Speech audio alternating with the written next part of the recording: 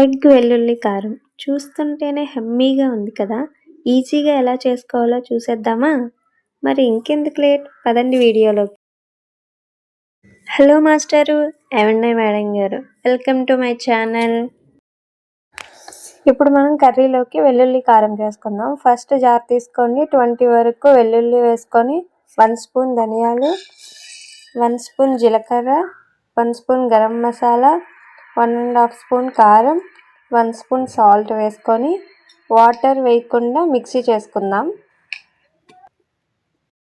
Mixie చేసుకున్న తర్వాత boiled eggs తీసుకొని నేను చూపించే విధంగా ఘాట్లు పెట్టుకోండి అన్నిటికీ.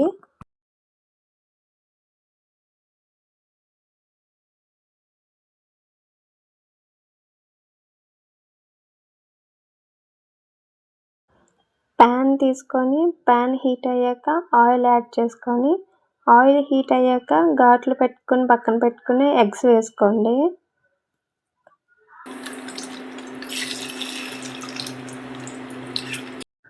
దీంట్లోనే కొంచెం పసుపు, కొంచెం సాల్ట్, కొంచెం కారం వేసుకొని గోల్డెన్ కలర్ వచ్చేంత వరకు వేపుకోండి.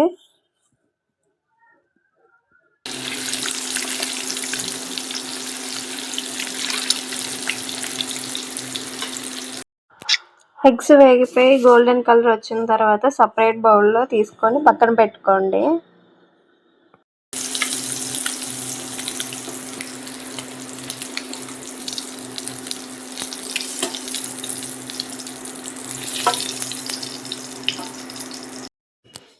అదే ఆయిల్లో 3 చాప్ చేసుకున్న ఆనియన్స్ వేసుకోండి.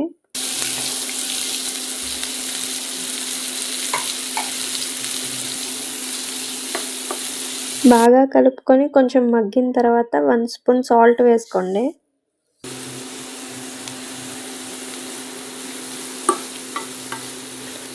ఒకసారి కలుపుకొని మూతను పెట్టుకొని 2 మినిట్స్ మగ్గనివ్వండి.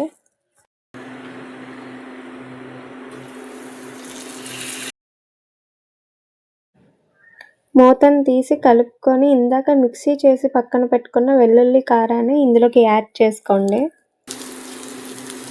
బాగా కలిసేలా కలుపుకోండి.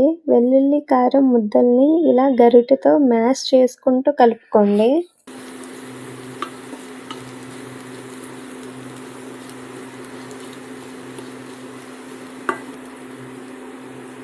బాగా కలిసిన తర్వాత మూతను పెట్టుకొని 2 మినిట్స్ మగ్గనివ్వండి.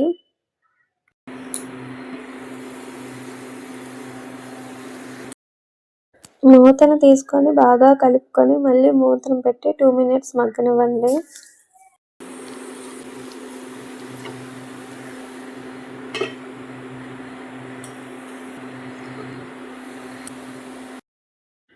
ఇందాక ఫ్రై చేసుకొని పక్కన పెట్టుకునే ఎగ్స్ అన్నిటిని ఇందులో వేసుకొని కలుపుకోండి.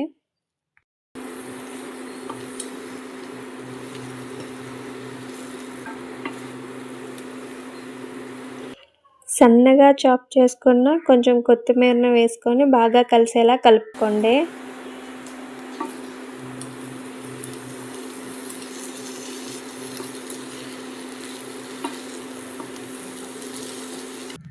బాగా కలుపుకున్న తర్వాత మూతను పెట్టుకొని 2 మినిట్స్ అలానే ఉండనివ్వండి.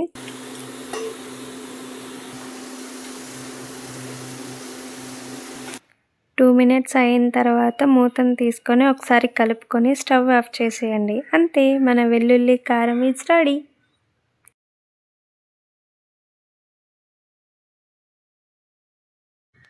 సర్వ్ చేసుకొని టేస్ట్ చేయండి. ఇంతవరకు చూసినందుకు థ్యాంక్ యూ సో మచ్. నచ్చితే లైక్ చేసి మీ సపోర్ట్ని నాకు అందజేయండి. మీరు ట్రై చేసి మీ ఫీడ్బ్యాక్ని నాతో షేర్ చేసుకోవడం అస్సలు మర్చిపోవద్దు. Like, comment, share and subscribe to my channel.